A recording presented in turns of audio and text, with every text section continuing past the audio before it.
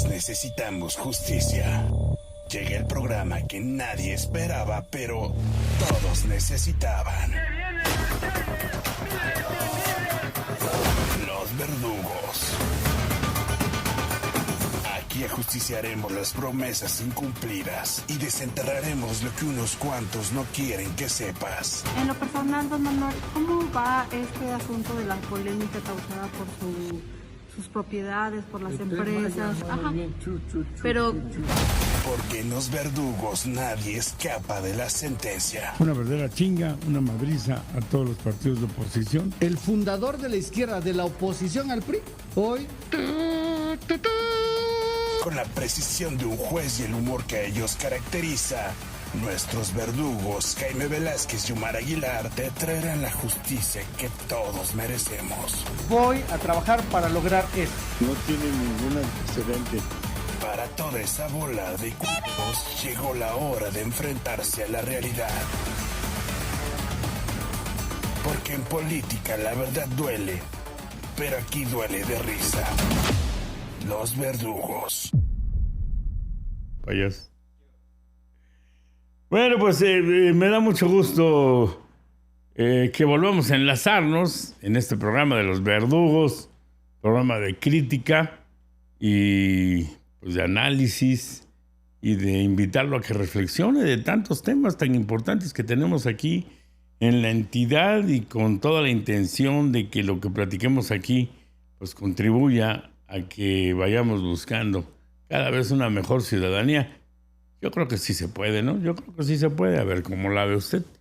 Y en esta ocasión, ya que nuestro buen amigo Omar Aguilar Hernández, el otro verdugo, está, no sé si de vacaciones, si lo detuvieron y no ha alcanzado para la fianza, no ha tenido comunicación.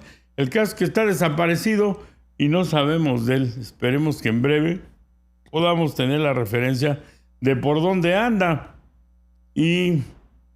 Pero también ya traíamos en los planes ya la intención de poder invitar a otros personajes, en este caso sin duda también un verdugo independiente, con quien también hemos tenido una gran oportunidad de platicar en otros programas y que seguramente vamos a coincidir en nuevos proyectos en el futuro. Y me refiero a nuestro buen amigo Adrián Ortiz. Adrián, ¿cómo estás? Buenas tardes, muy bienvenido a este programa. Gracias, don Jaime. Yo muy contento de poder estar aquí, de poder presenciar este nuevo proyecto que traen ustedes entre manos. Tenía yo la duda, fíjese, preguntarle, ¿no pilotea aviones Omar Aguilar? ¿Por qué? Pues digo, no vaya a ser que él piloteó el avión del Chapito con el Mayo. Dios por eso no no lo encuentran, ¿no? Dios no lo quiera. Puta, yo digo, no, hombre. No, y él sea el piloto desaparecido, no los que han estado diciendo que ese es todo un tema, ¿eh? Sí, por de supuesto. Que era un piloto y luego no es, como que el gobierno de México no sabe nada. Yo creo que tendremos que abordar en algún momento. Subieron 4 y bajaron 3. Sí. O sea, ¿qué pasa con eso, no? Omar, por favor, repórtate. Sí, reportes, no, estamos preocupados. Saber. Incluso si estás en algún penal, mándanos mensaje. Y ahí te buscamos. Mandar un abogado. No, claro. Bueno, pero hoy traemos toda la intención de poder platicar y profundizar un poquito en un tema que creo yo, Adrián, amigos que estén sintonizándonos, tiene una relevancia importante en Oaxaca. En el país en lo general, pero en Oaxaca en lo particular. Y me refiero al sindicalismo. Los sindicatos, creo yo, que surgieron como una necesidad para evitar el abuso de los patrones. Llámese patrón gobierno, patrón industrial, patrón comercial, en los dos bandos que se forman, con aquel que es empleado y el otro que es dueño de los medios de producción, o que sean titulares de algún gobierno, estatal, municipal, federal. Y entonces, entre otras cosas, y estoy brincando muy rápido, tiene toda una trayectoria enorme, pero llega a generarse una ley federal del trabajo, con adecuaciones en el tiempo, con aplicaciones que tuvieron que revisarse, y abre la ruta y abre las posibilidades en Oaxaca, en el país y en Oaxaca, de que los sindicatos puedan formarse, puedan ser fuertes, puedan afrontar sus derechos, exigirlos. Pero creo yo, Adrián, y ya entrando un poquito al tema, y ahorita iremos a lo particular en cada sindicato, creo que de repente la tortilla dio la vuelta. Y entonces el sindicalismo comenzó a convertirse al revés, no en una defensa de derechos, sino en un abuso de los derechos de los trabajadores. No en todos los casos, pero en muchas cosas creo que sí. Y pongo un ejemplo muy rápido. ¿Cómo es posible que la sección 22 pueda lograr y presumir como un logro sindical que un maestro que se retira herede su plaza a quien él diga, aunque sea una persona que no esté capacitada? Hay gente que por el derecho sindical que lograron está dando clases a alumnos de secundaria cuando la persona que está al frente del grupo no tiene ni la primaria. Pero es un derecho sindical. Es como si a alguien se le ocurriera hacer una tómbola para elegir jueces. No creo que a alguien que se le ocurra eso pasa en Finlandia o en Dinamarca, pero en acá Dinamarca. No. En Dinamarca. En México no. Pero bueno, así estamos. Pero si pudiéramos ir del punto de origen, tú que eres un estudioso del derecho, ¿cómo ves tú, cómo piensas o cómo podrías expresar que inició esta ruta del sindicalismo en Oaxaca y que ahorita entraremos, decía yo, a detalle de algunos de los sindicatos más destacados? Pero ¿cómo empezamos aquí a tener los sindicatos que hoy tenemos? Claro, es algo bien interesante, don Jaime, porque al final recordemos que una de las grandes reivindicaciones de la Constitución de 1917, y que no nada más es para México, sino en realidad es para el mundo, es que por primera vez en una Constitución aparecen los derechos sociales. ¿Qué podemos entender por esto? Porque al final es un cúmulo muy, muy amplio de derechos. Básicamente son los derechos que tienen los trabajadores. Y ahí hablamos desde las condiciones mínimas de trabajo, el derecho a asociarse, que ahí nace el sindicalismo, la necesidad de poder tener seguridad social, que es de donde nace la pensión, el servicio médico, las guarderías, la maternidad, etcétera, como derechos que tienen los trabajadores. Entonces, al final de cuentas, eso es el plasmar esos derechos en una constitución, pues es el resultado de una serie de luchas que ocurrieron en el siglo XIX y que de ahí nos podemos ir encontrando a todos los mártires casi que podemos, los mexicanos y los mártires de Cananea, los mártires de Tacubaya, los mártires en Estados Unidos, ¿no? Los mártires de Chicago. Y así, o sea, hay una historia larguísima. Hay gente que murió por defender los derechos laborales, ¿no? Porque, a ver, tenemos que entender una cosa. Cuando a finales del siglo XVIII, en la Revolución Francesa y en la Constitución Francesa, se establecen los derechos civiles y políticos, pues bueno, se reconoce al individuo como un ciudadano. Y se dice, mira, tú no vas a ser súbdito de nadie, tú vas a ser un ciudadano y todos van a ser iguales. Es muy interesante, por ejemplo, cómo en el periodo de la Revolución Francesa, cuando se juzga a Luis XVI, le dicen el ciudadano Luis, porque pierden o más bien evoluciona el concepto de súbdito a ciudadano y todos son iguales, ¿no? Todos somos iguales. El problema es que en el siglo siguiente, o sea, en el siglo XIX, pues se fueron dando cuenta las naciones que no era suficiente con ser ciudadano. Es decir, ok, ya tengo derechos, ya puedo votar, no tengo un rey que me gobierne por herencia o por mandato divino, sin embargo necesito otros derechos. ¿Cuál es el derecho? A un salario, el derecho a una condición mínima de trabajo, y esto viene aparejado con la revolución industrial, de donde salen horrores, ¿no? Como por ejemplo, niños que los ponían a trabajar a los 5 años y a los 12, 14 ya los desechaban porque estaban deformes, se habían acabado por el trabajo porque desarrollaban jornadas de 18, 20 horas diarias sin condiciones mínimas, en condiciones insalubres, en condiciones de riesgo. Es decir, fue una serie de cuestiones que le fueron dando forma a la necesidad de que se construyera el derecho del trabajo, porque no es lo mismo el derecho al trabajo que el derecho del trabajo. El derecho al trabajo es la posibilidad que todos tenemos de dedicarnos a cualquier actividad siempre que sea lícita. Pero el derecho del trabajo es el que se refiere a las condiciones que va a tener ese trabajo. Y por eso decía yo, ahí viene la jornada máxima, que es de 8 horas, el derecho a vacaciones, el derecho a un salario digno, seguridad social, el derecho a asociarse. ¿Por qué? Porque al final de cuentas, si lo vemos desde un aspecto marxista, pues había mucho desequilibrio entre los factores del trabajo, pues, ¿no? O sea, visto desde esta idea del materialismo histórico, ¿no? Había una disparidad enorme entre el capital y el trabajo y entonces había que nivelarlas.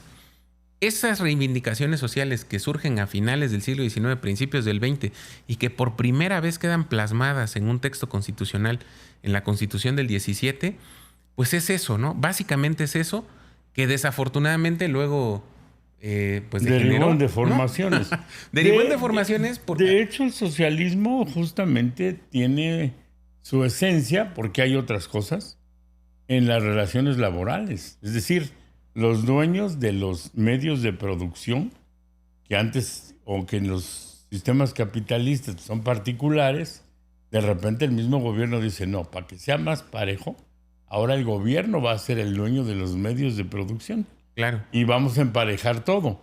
Pero también ya se vio que fue un fracaso total. Hoy Sí. no sé tú qué opines, pero Fíjate. Cuba es el ejemplo de lo que no debe hacerse. Claro, y es que, bueno, al final lo podemos ir viendo y lo podemos ver rápidamente por los periodos de la historia, porque, a ver, estamos hablando los años 20, 30.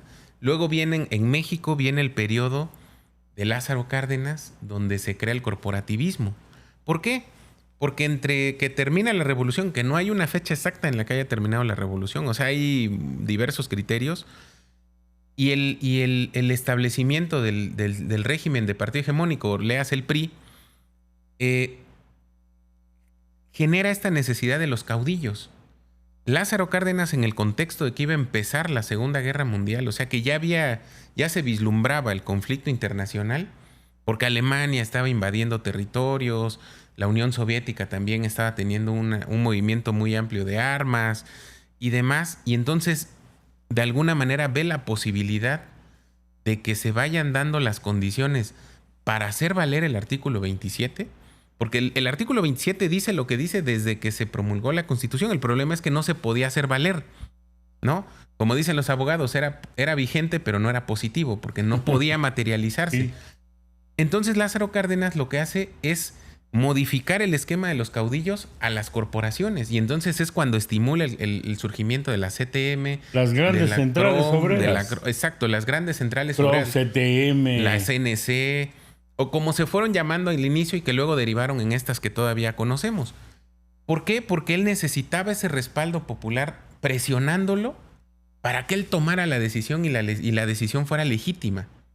Ahí él crea el corporativismo, que luego, bueno, al paso de los años, pues los vamos a ver materializados en gente como Fidel Velázquez, como Carlos Aceves del Olmo, como muchos de los grandes, muchos de ellos ya muertos. Que se enquistan, ¿no? Y que se enquistan y que ¿Cuánto hicieron tiempo estuvo Fidel? ¿50 años? 50, 60 años, ¿no? De haber estado De líder. de líder de la CTM, que habrá sido como desde los años 40 hasta los 90, que murió. Son los lobitos, ¿no? Que se apropiaron del...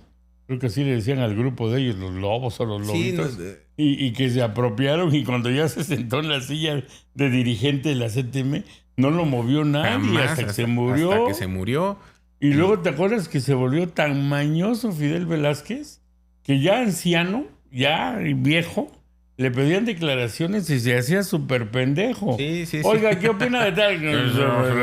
Sí. Y no decía nada para no comprometerse. Claro, para no comprometerse. Así es. Y entonces, de ahí es de donde viene todo esto, que lo vimos después, pues en el sindicato de Pemex, el sindicato de Luz y Fuerza, el sindicato magisterial, que ahí hay que entenderlo. En Oaxaca es algo bien interesante cómo no se entiende, a veces no se logra entender cómo la sección 22 tiene diversas facetas.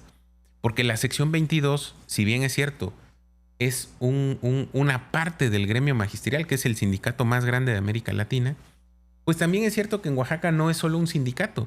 En Oaxaca es un sindicato, es un grupo de presión, es la organización de lucha social más grande que hay en el estado y además es un grupo que incide en la decisión política en Oaxaca.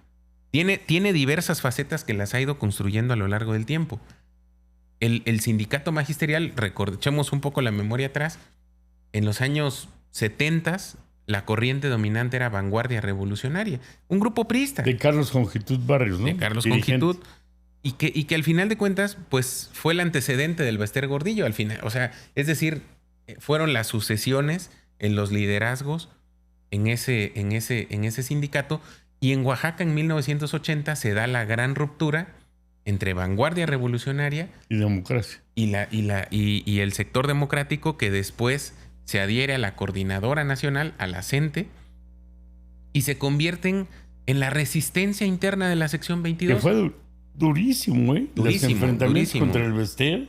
Pero la misma el Bester en su origen, si la recordamos, Adrián, me acuerdo mucho que yo le daba seguimiento a todo eso, me apasionaba.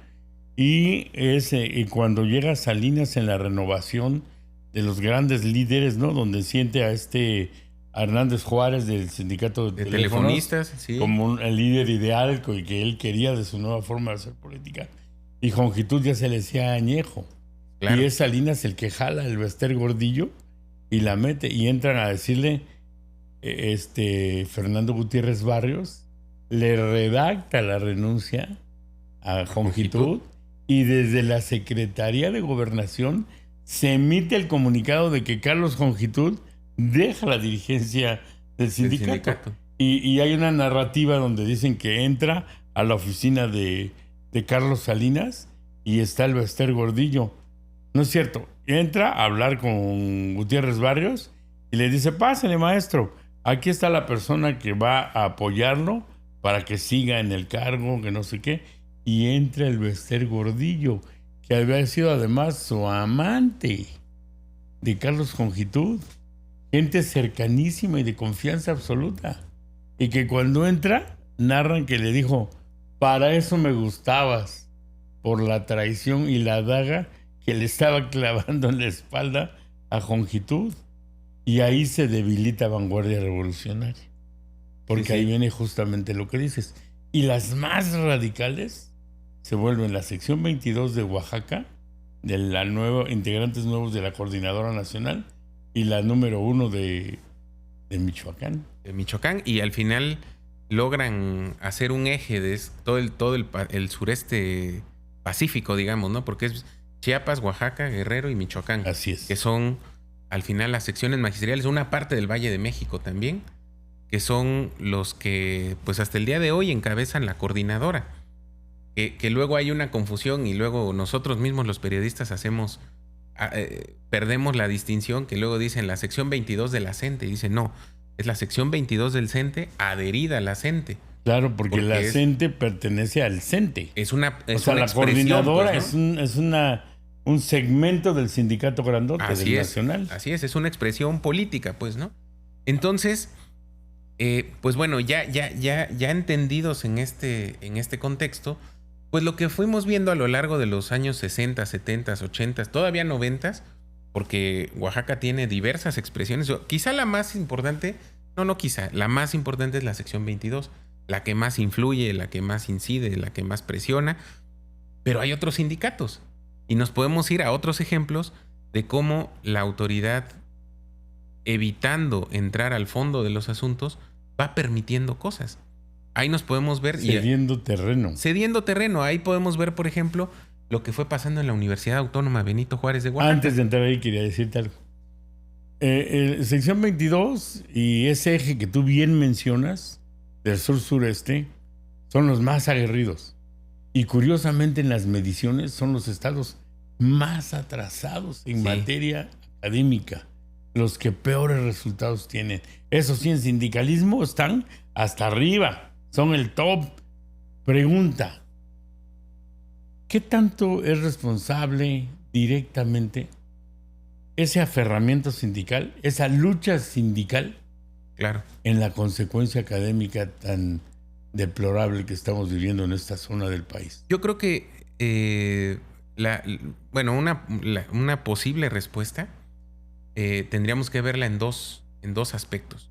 Primero, en el aspecto histórico, porque si nosotros nos vamos, por ejemplo, al logotipo de la CENTE, vamos a recordar, si nos lo puede poner luego la producción, esta que es... A ver si lo tienen por ahí el logo, es ¿no? el logo de la coordinadora, que es el país, es la silueta del territorio nacional con unas caras, ¿no? ¿Quiénes son esas caras, no?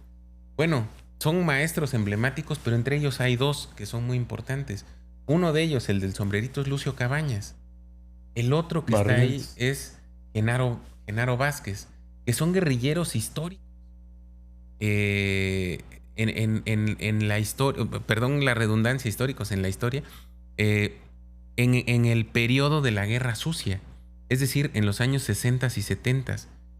¿Y por qué traigo esto a la plática? Porque ese sindicalismo adherido a la coordinadora sostiene que su lucha es el legado de Genaro Vázquez y de Lucio Cabañas, que dieron el brinco del magisterio a la lucha social y de la lucha social a la guerrilla, buscando reivindicaciones sociales y reivindicaciones políticas. Es decir, en la lógica de ellos, no estoy, o sea, no estoy describiendo, no estoy ni haciendo un juicio de valor ni nada. Ni juzgando. Exacto, pero en la lógica de ellos dicen, el maestro históricamente ha sido el servidor público más cercano a la gente. Fue de los primeros, antes que los médicos, antes que cualquier otro enviado del Estado mexicano, fue el que llegó a esos pueblos. Vamos a pensar Guerrero, Oaxaca, ahí está. ¿Podemos ver lo grande? El de la CENTE, ¿no? Ahí está. Son las dos de en medio. Lucio Cabañas y Genaro Vázquez. Y Genaro, los dos guerrilleros. Los dos. Guerrero. De Guerrero, los dos. Y entonces, en la lógica de ellos dicen, bueno, el maestro fue el primero que llegó a ver las condiciones sociales de a de veras. No esa historia que la decían en los años 90, Pedro Aspe, que decía que la pobreza era un mito genial. No, ellos llegaron a verla, palparla, sentirla. Y se solidarizaron con la gente. Claro, y se hicieron parte de, pues, ¿no? Entonces, por ejemplo, que es esta otra cosa que dice en los años 90 el subcomandante Marcos, cuando dice de qué nos van a perdonar, dice de morirnos. Cuando le dice que si piden perdón, sí, los claro, disculpan, los ¿no? disculpan. Y entonces, ¿el de qué nos van a perdonar? Dice, de morir de muerte natural, de morir de hambre, de miseria, de lombrices, de enfermedades que son perfectamente curables. Es decir, al final de cuentas, este país también tiene unas deudas históricas. O sea, hubo razones, Adrián. Entonces, ellos llegan a esas comunidades en los años 60, 70 y ven la marginación, la pobreza, la desigualdad, la injusticia, la miseria, no sé si ya lo dije. Y entonces ellos empiezan a luchar por las reivindicaciones de la comunidad y terminan siendo guerrilleros. Eso es, a grandes rasgos, con lo que el magisterio se guarece para decir, es que nosotros por eso somos un grupo de lucha social. Estamos en una lucha social permanente. No somos nada más un gremio. Somos un gremio que lucha por la comunidad. Ahora la pregunta es, 40 o 50 años después, ¿son vigentes esos argumentos? Yo creo que ahí es donde la respuesta empieza a tomar otro matiz. Donde la puerca tuerce el rabo. Porque entonces sí, claro, hay una evolución en el país. Porque si nosotros recordamos, por ejemplo, usted lo debe recordar muy bien, los que vivimos el 2006, la crisis magisterial del 2006, se decía que había 1.300.000 alumnos en la educación pública básica y media básica. Es decir, kinder, primaria y secundaria. Hoy en día, yo hace tiempo no veo una cifra en concreto, pero hace algunos años, 3, 4 años que vi la última, eran alrededor de 800.000 alumnos. ¿Qué significa? Que la matrícula bajó. Y bajó por una razón lógica. Todos aquellos que podemos mandar a nuestro hijo a una escuela privada, así sea la más humilde de este estado, con el solo hecho de que tenga clases todos los días, hacemos el esfuerzo por mandarlos. Ahora, que los indicadores no han subido, es cierto. Que seguimos siendo el sureste del país los de mayor atraso, es cierto. Hay una razón histórica, pero hay una razón presente también. Ahora, lo que vamos a tener que medir, si es que se puede en los años que vienen, y que no lo hemos alcanzado a ver nosotros, don Jaime, en Oaxaca, es que la sección 22 ha recuperado todo lo que le fueron quitando. El control político reforma. De la reforma de Calderón, de la de Fox, de la de la escuela es nuestra, de la de Calderón, que todavía la hizo en concordancia con el Bester Gordillo, la de Peña Nieto. Todo eso ya se lo devolvieron y le están dando más. ¿Qué quisiéramos ver? Pues nosotros como ciudadanos decir, bueno, pues oye, si vas a ganar más, perfecto. Dame un mejor nivel. Claro, solo quiero un mejor resultado. Quiero que mis hijos se eduquen mejor. Quiero que mis hijos vayan a la escuela que no me cueste y que tengan una buena educación. Para poner el punto clave en esta parte que es la sección 22, ¿tú consideras que hay una evolución o que fue un tema fortuito que de repente por primera vez haya una mujer como secretaria general de la sección 22? Porque en toda su historia han sido varones, y a mí me daba un aire de machismo que además Claro. era aplicado así bien, ¿no? Y de repente vemos una secretaria general. ¿Crees que hubo una evolución? ¿Fue fortuito? ¿Fue porque estaba en el lugar correcto, en el momento correcto? En el momento correcto. Bueno,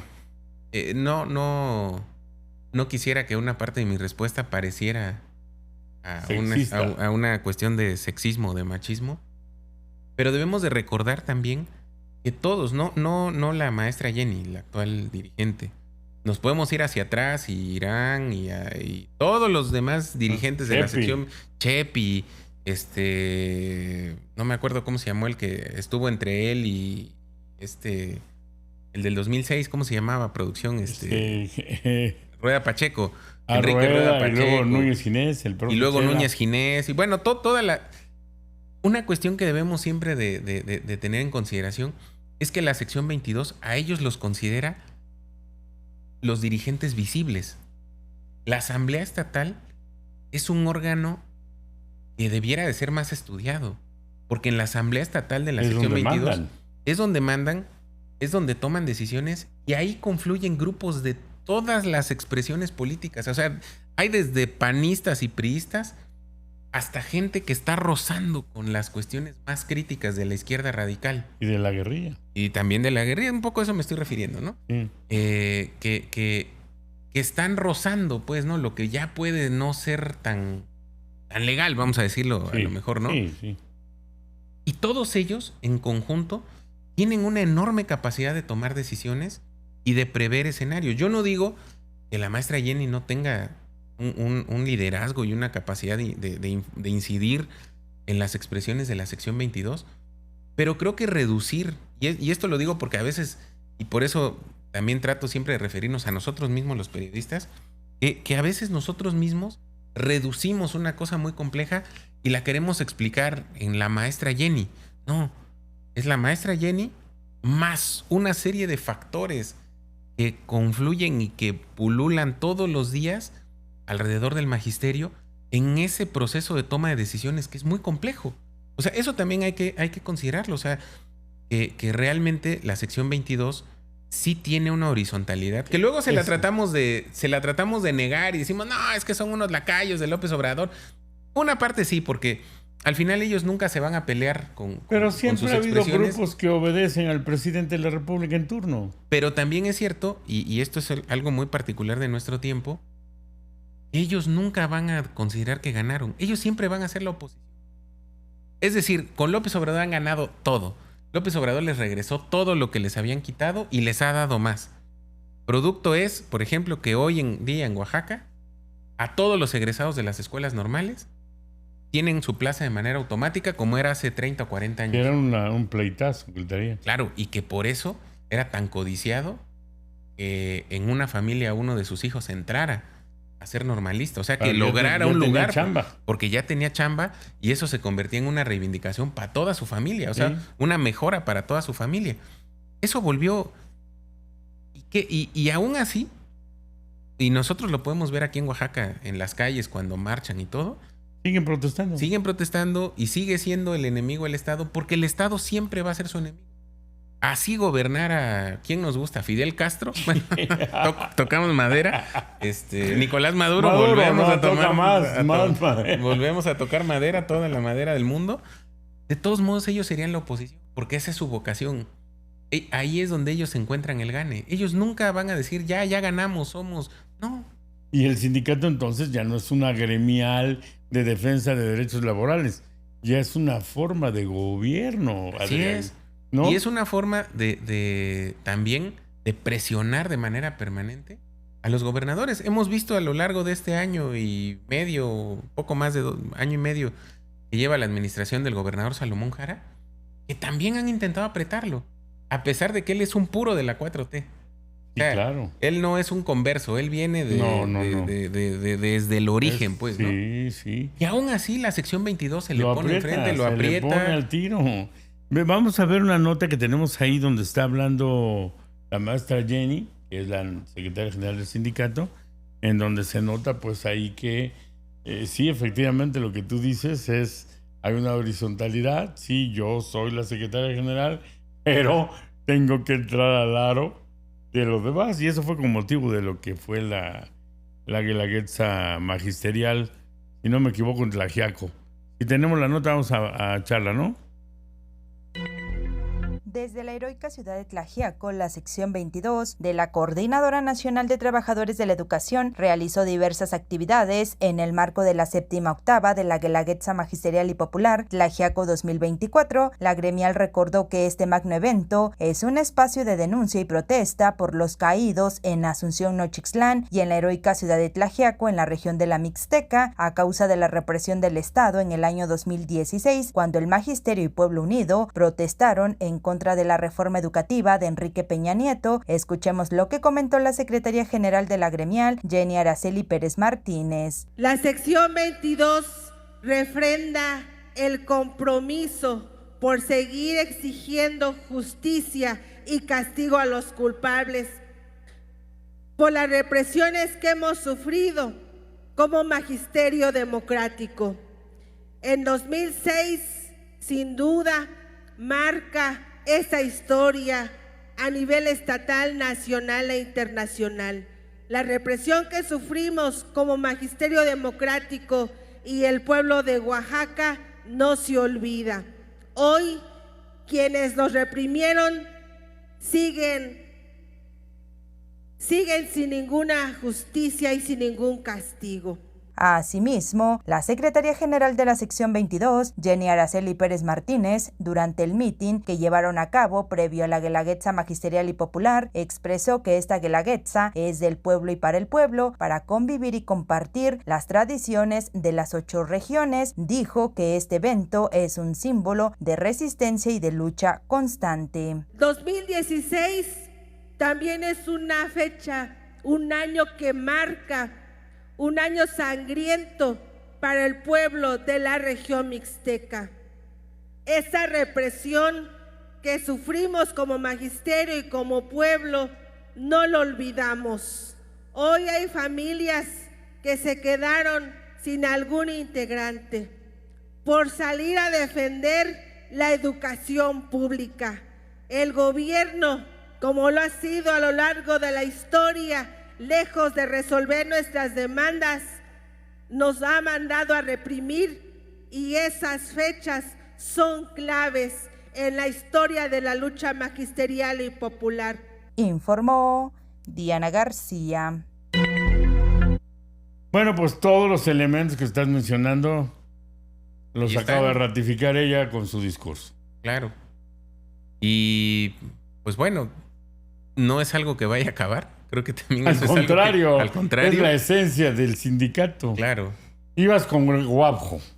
Bueno, se nos está yendo el tiempo. Pero bueno, la Guapjo, por ejemplo, es otra expresión de una institución, otra institución educativa mucho más pequeña que el sistema educativo estatal, pero que al final de cuentas también ahí están algunos de esos elementos. Yo no sé si haya otra universidad en el país que tenga 6, 7 sindicatos, no sé si son 6. Tienen un sindicato de empleados de confianza, lo cual es un contrasentido. Una contradicción absoluta, porque el de confianza es el que está del lado del patrón. Así es, pues se supone que la base de su relación es la confianza, ¿no? Y está el CID Guapjo y el Guapjo y el Suma y el no sé qué y el Resta y el Estabúo.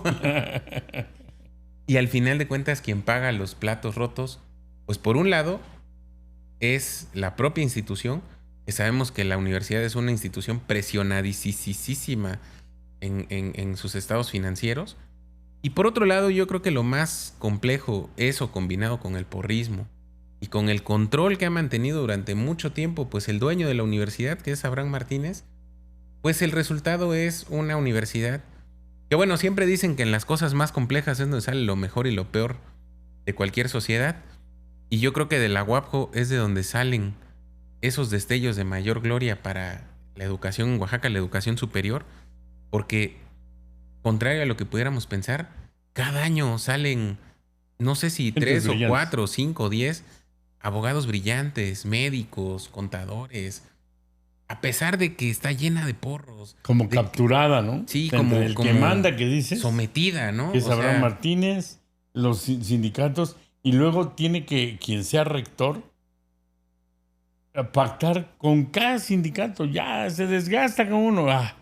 Ahora vamos con nosotros. Sí. Y luego con el otro. Y es una agenda de todo el año. Están negociando con los sindicatos. Que están en los paros o en las amenazas de estallamiento de huelgas. Y lo que yo te decía, que se convierte en algo que era para defender un derecho laboral. Claro. En ahora le da la vuelta a la tortilla y ahora es un órgano para someter al patrón. Así es, y que creo que pues habría que replantear. En el ámbito del derecho laboral se han replanteado muchas cosas y ojalá que con el paso del tiempo se siga insistiendo en la necesidad que hay de democratizar a los sindicatos. Digo, si nos vamos a las expresiones macro, ahorita que mencionaba a Hernández Juárez, es Ricardo Hernández Juárez, ¿cómo se llama? El líder del sindicato de telefonistas. Debe tener 30, 40 años este cuate, el del sindicato de telefonistas. Sí. En el sindicato petrolero, por ejemplo, ha sido muy difícil una transición. Ha sido una transición muy gradual. Cuando se supone que en los años 90 Carlos Salinas ya había descabezado ese sindicato cuando metió a la cárcel a la Quina. El sindicato, el CENTE, pues también, ¿no? Es un sindicato que con muchas dificultades. El CENTE a nivel nacional. El sindicato. El Comité Ejecutivo Nacional, ¿no? Y lo mismo, ¿no? Entonces. Yo acabo de oír un discurso del dirigente que no me acuerdo cómo se llama. Francisco Hernández. Y el del sindicato de maestros. Alabando al presidente como no te imaginas. Estamos orgullosos y satisfechos de este gran presidente que tenemos, Andrés Manuel López Obrador, entregado el dirigente del CENTE. El CENTE. La CENTE no, la CENTE, a pesar de que recibe los beneficios que bien dices, se sigue poniendo pendejo. Claro, ¿no? Sí, porque esa es su vocación. Sí. Pero son... Alfonso Cepeda, hubieras oído, no, me dieron ganas hasta de vomitar, cabrón. Y pues cómo no lo va a hacer si López Obrador les devolvió todo. Los volvió a empoderar. Otro caso que también vale la pena, así de pasada, es el sindicato de salud, porque hay una coordinación entre el gobierno federal y gobierno del estado. Hay una simbiosis que no se logró separar.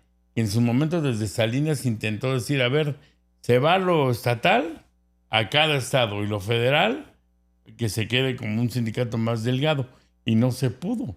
Sigue habiendo el tema combinado. ¿Se llama cómo el secretario? ¿El de salud? ¿A nivel nacional? No, el que está aquí en Oaxaca, ¿no?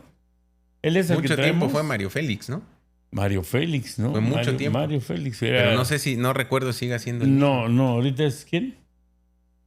Porque ahí tenemos una nota, ¿no? Del dirigente del sindicato. A ver, vamos a mandarla, ¿no?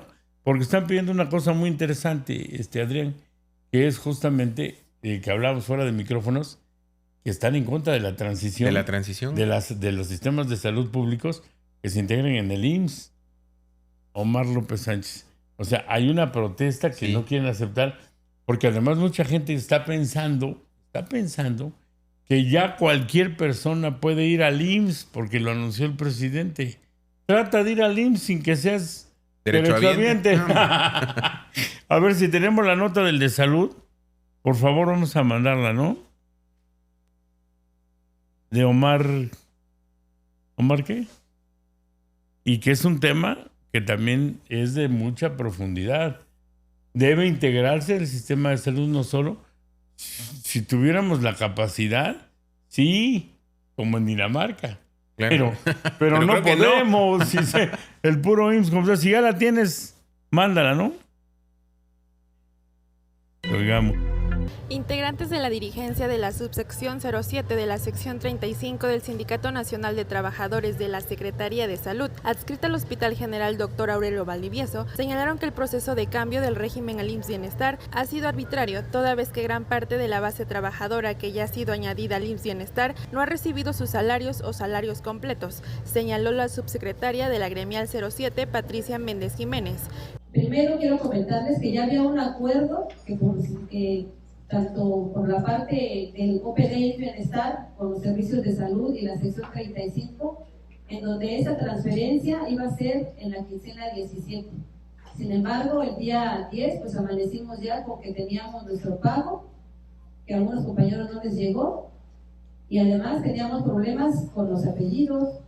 Hay unos compañeros que no les llegó completa la quincena, a las compañeras que cobran con cheque tampoco tuvieron sus cheques.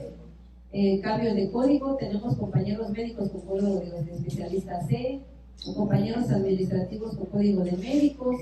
Entonces, eso es un problema que legalmente sabemos que hay compañeros también que tienen préstamos en los bancos y obviamente pues todo eso nos genera problemas en nuestras finanzas. Por otra parte, Patricia Méndez indicó que la subsección exige seguridad laboral para los 624 trabajadores sin estatus de base. Dijo, piden sean basificados en el nuevo sistema de salud.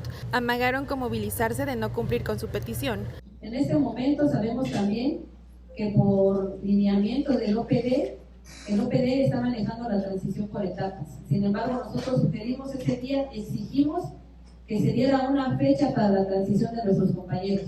Estamos pidiendo que nuestros compañeros regularizados y formalizados pasen ya con una base y no ahorita como ellos nos están manejando que los compañeros pasarían a ser comisionados. Nosotros no queremos que nuestros compañeros regularizados y formalizados queden como comisionados. Tenemos derecho y por ley y por justicia laboral nuestros compañeros deben de pasar ya a ser basificados con un código de acuerdo al perfil que ostentan. Cabe mencionar que esta mesa de redacción buscó a los involucrados de atender este conflicto, como los servicios de salud de Oaxaca y al IMSS Bienestar en Oaxaca. No obstante, no atendieron al llamado, informó Julia Vallarta. Bueno, y justamente ahí, Adrián, lo que decías, mucho de lo que se está protestando es la falta de información. Pero yo creo que esa información no se da, no por mala intención, no porque se esté planeando algo grave, sino más bien al revés, porque creo que se pretende una transición sin ninguna planeación. O sea, nada más pásale y ahí luego vemos. Sí, sí. Y obviamente estos dicen, no, espérame, ¿y mi antigüedad? Claro, ¿y mis derechos laborales? ¿Voy a empezar de cero? ¿O cómo lo estás planeando? Como no hay respuesta, pues entonces claro, se están moviendo las aguas de manera terrible. Y yo creo que está moviendo en todo el país. Porque un problema que no es privativo de esta transición, sino de muchos procesos, es que no hay reglas claras. O sea, no hay unas reglas de operación que detallen bien a bien qué va a pasar en cada uno de los supuestos. Entonces, creo que ahí van a tener que trabajar mucho los sistemas para poder lograr una conciliación que les permita avanzar. Porque al final de cuentas, más allá de si son los derechos de uno u otro, el problema es que hay millones de mexicanos, podemos decir que millones de oaxaqueños, que por esas disputas no tienen acceso a la salud, que la perdieron con el Seguro Popular y que aún no la recuperan. Y creo que ese es el punto clave. Y hoy el tema salud, Adrián, está complicadísimo, ¿no?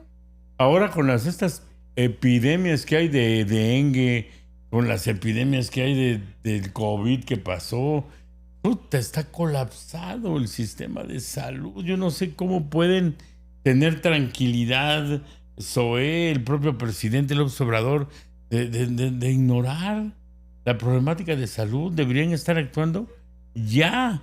Aquí está un problema que se viene sindical sumado a lo que es el problema de atención médica. Y para cerrar, ¿te parece?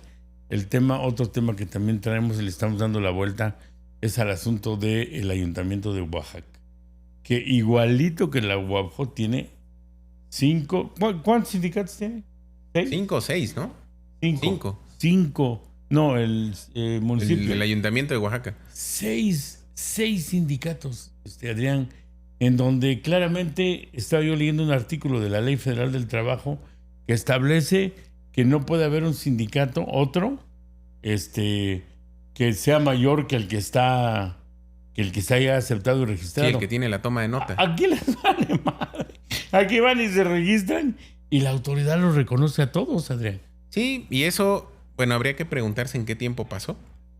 Porque al final eso no pasó ayer. No, ni es de Neri, eso viene... Claro, eso viene de 20, 30 años atrás. Sí. Que la laxitud, los compromisos políticos fueron haciendo que se comprometieran las finanzas. Digo, la verdad es que el ayuntamiento de Oaxaca, Ray Chagoya tiene una papa caliente en las manos de Pandora. Muy compleja. Yo espero de verdad, porque además de todo es muy buen amigo, que tenga la claridad y la capacidad de gestión institucional para poder reencauzar muchos de los problemas que tiene el ayuntamiento, entre ellos sus propios sindicatos, porque al final no hay institución que viva en medio de tanta demanda, de tanto caos, de tanta exigencia, y que es un municipio, lamentablemente, Oaxaca, que está al límite. En el rubro que uno quiera ver, agua potable, ambulantaje, sí. A basura, punto del colapso. En todas está al límite. Es un ayuntamiento border. Y creo que las futuras autoridades tienen un gran compromiso. Sí, yo sé que lo tienen, pero también tienen un gran problema frente. ¿Y cómo lo resuelves? Y ojalá tengan la claridad para resolverlo. El problema que trae ahorita es que normalmente les otorgan uniformes y cosas así en especie. Y ahora al sindicato autónomo, si no me equivoco, le otorgan en dinero. Les dan 5,500. Y entonces todos los demás dicen, no, ahora a mí me das los 5,500. No quiero ropa, dame los 5,500. No, pues que no la hay. Y entonces ahí están atorados ahorita. Vamos a ver rápidamente la nota, la del sindicato, ¿no? La de la... No de los pensionados, sino la de la gente que está protestando porque ahorita están en huelga de brazos caídos. No han hecho paro. Sí. Pero vaya al municipio y ahí están con los brazos caídos. No están haciendo nada. Nada. De por sí no hacen nada, cabrón.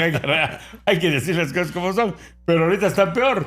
Y entonces lo que dicen es, si el 6 de agosto no tenemos una respuesta positiva a que nos den el dinero, porque esa es la única forma de solucionar lo que ellos ven, entonces nos vamos a huelga. Fíjate. Y entonces ya se sumaron los otros sindicatos y además llegan los de pensionados y dicen, también yo tengo peticiones. Y entonces, si tenemos la nota, lánzala, por favor.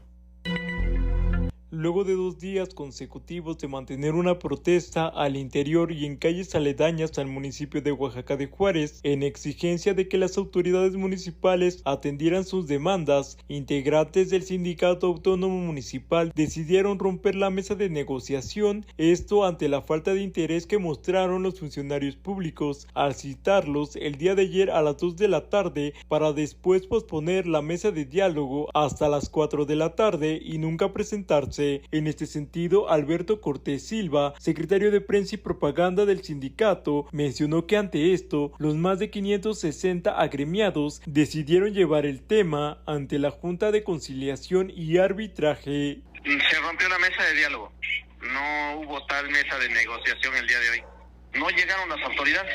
Ya nos vamos el viernes, que tenemos cita en la Junta de Conciliación y Arbitraje, pues ya ahí decidiremos a ver qué hacemos. En relación al tema, el vocero del Sindicato Autónomo de Oaxaca mencionó que tanto los integrantes de su sindicato como los del 12 de septiembre regresarán a laborar y que las movilizaciones han quedado suspendidas. Igual que nosotros, estamos unidos y vamos mañana a regresar a laborar y hasta el viernes que nos toque la cita en la Junta de Conciliación y Arbitraje, pues ya decidiremos qué hacemos. Informó Abisai Canseco. Bueno, pues ahí está otro problema del municipio. Como bien dices, súmale la basura, súmale el sindicato, todo lo que hay alrededor, Adrián. Yo le deseo también a Ray Chagoya mucha suerte. Mucha suerte y mucha claridad para tomar decisiones y enfrentar problemas. Ojalá que de verdad logre por primera vez porque creo que ese ha sido un problema recurrente del Ayuntamiento de Oaxaca, que siempre ha estado enfrentado al gobierno estatal. O sea, cuando el gobierno estatal es del PRI, estos son del PAN o del PRD. No, el PRD nunca gobernó. O en el peor de los casos son enemigos políticos. O son enemigos políticos también, sean del mismo partido. Como fue el caso de Hernández Fraguas en la primera parte del gobierno de Murat. Que eran del mismo partido, pero no se tocaron. No se toma. O sea, Bueno, yo acabo de hacer un podcast con Luis Ugartechea y le dije, oye, entonces, Gavino, ¿qué tal? No, pues nada. ¿Cómo nada? Pues no se supone que eran del mismo grupo ganar. Pues yo eso creí, dice, pero no. A la hora de la hora, por ejemplo, nunca me dio ni una patrulla, por ejemplo, para que sepas. ¿Se acuerda que incluso una vez a Luis Ugartechea, siendo gobernador Gavino Cue, no lo dejaron entrar a la Guelaguetza? ¿Se acuerda? Porque... Y él siendo el presidente municipal de la capital, pues, ¿no? El lugar donde se lleva a cabo la fiesta. Es el municipio. Claro. Realmente él es anfitrión, no invitado. Y no lo dejaron entrar. No sé si se acuerda de eso. Sí, claro. Y así hay un montón de episodios, pues, ¿no?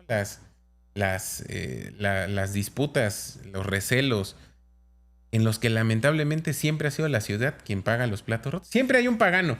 Ya vimos que son o los niños en la educación primaria, o los universitarios. O la gente que está enferma. O la gente que está enferma, o en este caso, pues los habitantes de la capital, que todos los días pagamos las consecuencias de todos esos rejuegos políticos. Ojalá que Ray tenga una mejor gestión institucional, que tenga realmente, que logre alinear los apoyos federal, estatal y municipal, ahora que todos son en la misma línea, que tenga un mejor destino la ciudad.